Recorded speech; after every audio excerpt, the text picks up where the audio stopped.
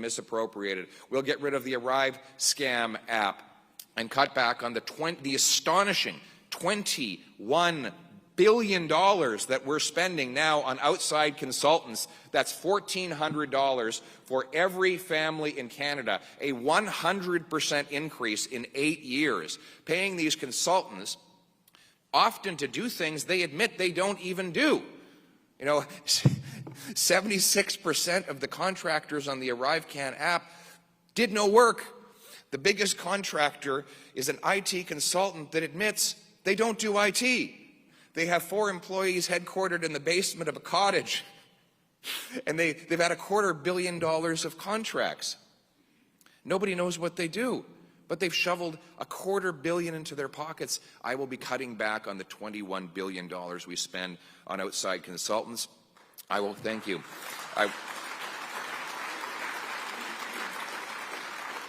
And I will cut back on the foreign aid we're giving to dictators, terrorists, and multinational bureaucracies, and we will be bringing home that money to rebuild our military here in Canada. That's how we will project power and force in the world.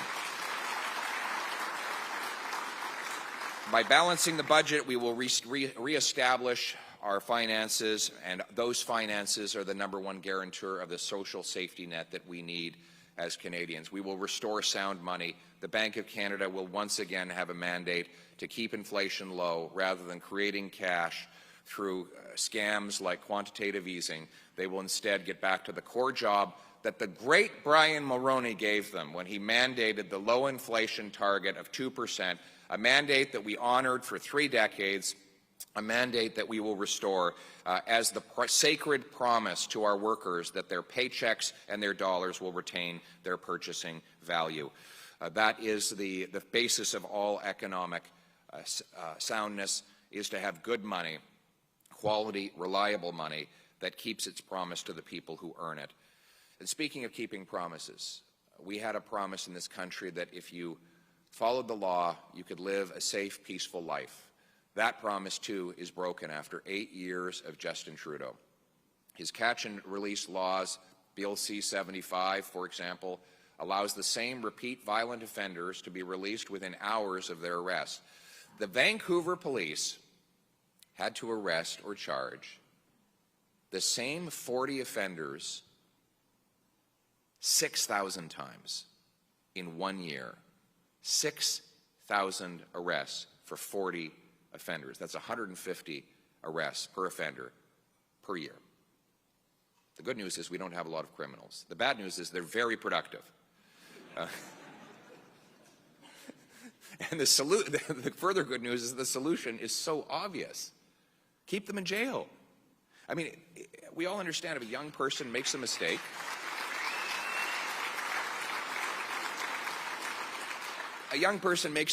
they should be rehabilitated and given a second chance, of course. But we're not talking about that here.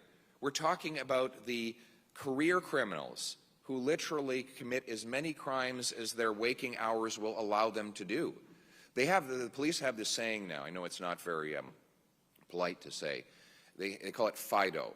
When they see a crime in progress, they say, forget it, drive on. It's actually not forget it, it's something else.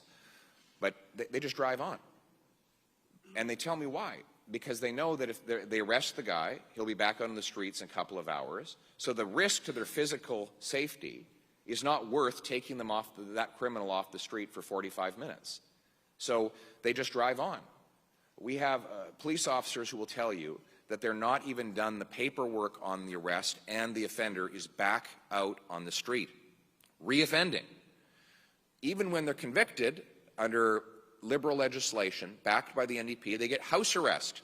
So a career car thief can sit at home and watch Netflix or play Grand Theft Auto while he's actually doing his sentence.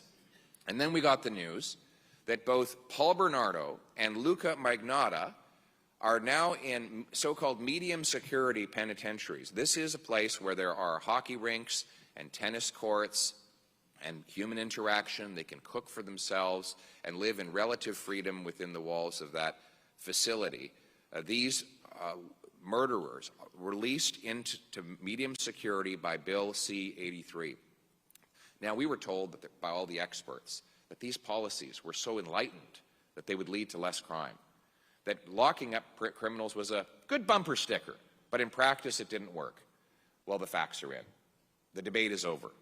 Under the previous common-sense Conservative government, we brought in tougher penalties for the repeat violent offenders, and violent crime went down by 25%. You know what else went down? Incarceration. We actually had fewer people in jail. Why? We targeted the worst offenders, and we scared the hell out of the rest of them, so they didn't offend.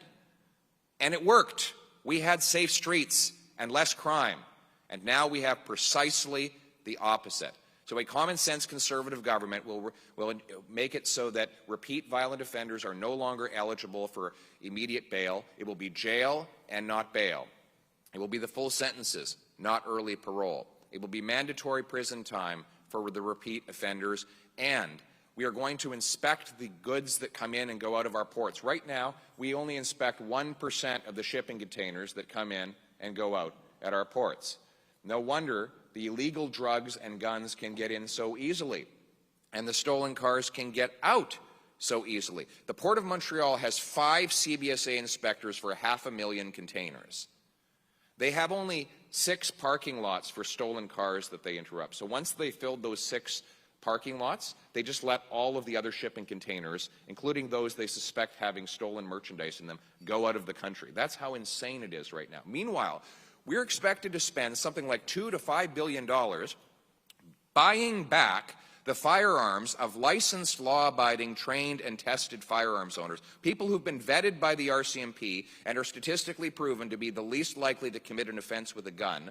We're going to send police officers to their homes and confiscate their lawfully acquired property. We're going to force widows to hand over family heirlooms that they got from their great-grandfather, instead of going after the ports that are the sieve in the system. My common sense plan will bring scanners to our 4 biggest ports, so every single shipping container that comes in and goes out will be scanned. We'll take money from back office bureaucracy and high-priced consultants and put it into frontline resources to secure our ports and stop the illegal transit of goods.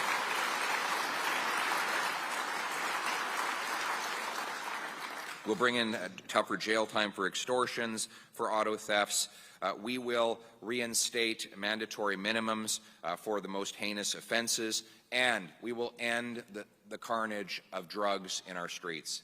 We were told that decriminalizing crack, heroin, cocaine, and other hard drugs was proven by all the experts to work.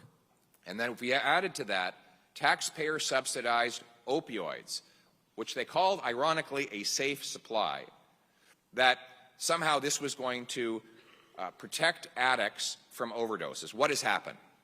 The data's in, the debate is over. We've had 40,000 overdose deaths in the last 8 years, a 200% increase. And where these policies have been tried most enthusiastically, the results have been the most horrifying.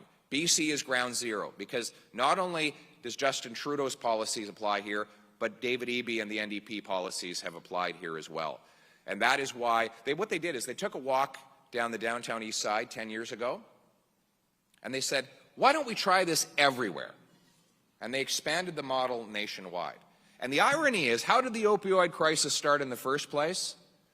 A bunch of corrupt pharmaceutical companies lied to the medical system so that they could push OxyContin on desperate working-class people who were out of luck, out of a job, and out of hope, and they caused a crisis on which they made billions. They knew exactly what they were doing. Documents prove they were literally paying bonuses to the distributors for each overdose they caused. They wanted to supercharge sales. That's how it started. Pharmaceutical-grade opioids. And now, what is the so-called safe supply? Pharmaceutical-grade opioids, profiting the same companies to give out the same drugs that caused the crisis in the first place. And just yesterday, the RCMP confirmed that thousands of these pills have made their way into the hands of organized crime. So your tax dollars are paying for organized criminals to get their hands on the same pharmaceutical drugs that caused the crisis in the first place. This is insanity. I will put an end to it. We will stop funding drugs and start funding